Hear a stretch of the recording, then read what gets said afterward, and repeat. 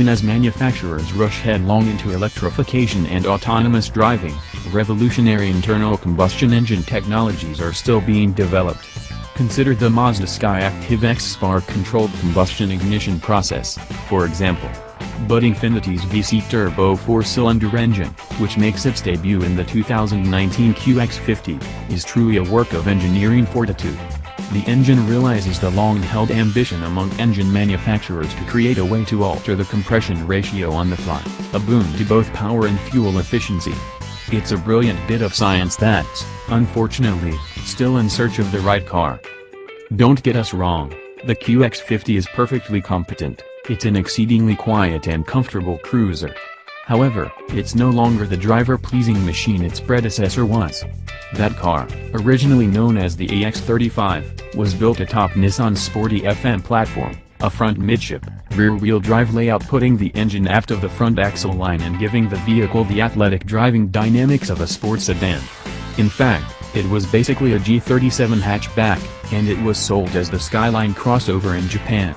A shortened FM chassis underpinned the 370Z, to put a finer point on it. For those more concerned with comfort than corners, the 2019 QX50 might actually be a more useful.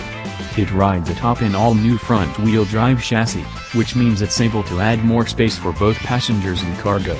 It trades a heap of the old QX50's sportiness for comfort and packaging efficiency. If that sounds good to you, perhaps the new QX50 is the right crossover. You might also want to skip this next bit about the wondrous VC turbo engine, suffice it to say it's efficient, quiet and powerful. But engine nerds? Read on.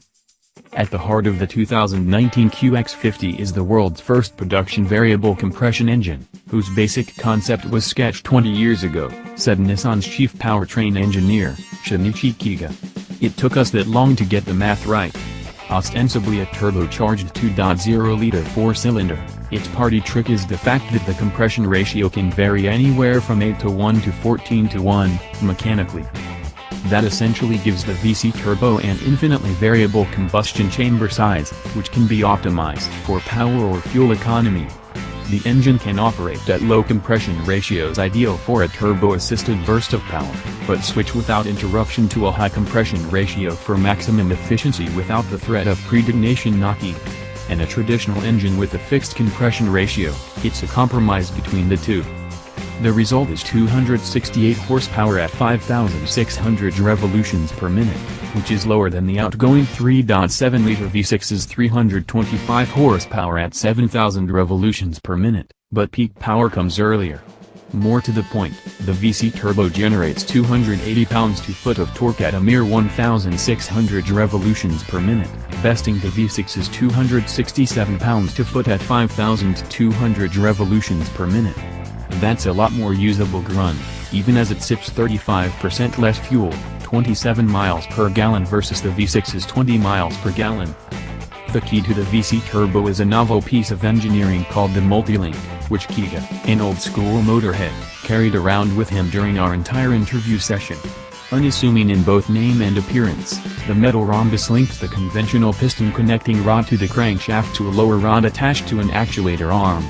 To vary the compression ratio, a harmonic drive rotates the arm, which in turn changes the angle of the multi-link, which shortens or lengthens the distance the piston travels.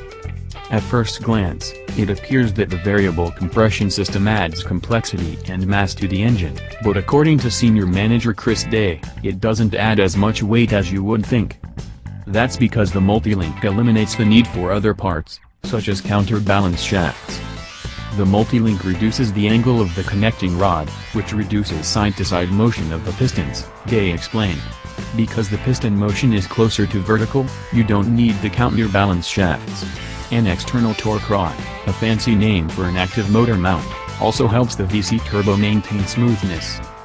Automakers have been working on variable compression ratios since the early days of the internal combustion engine.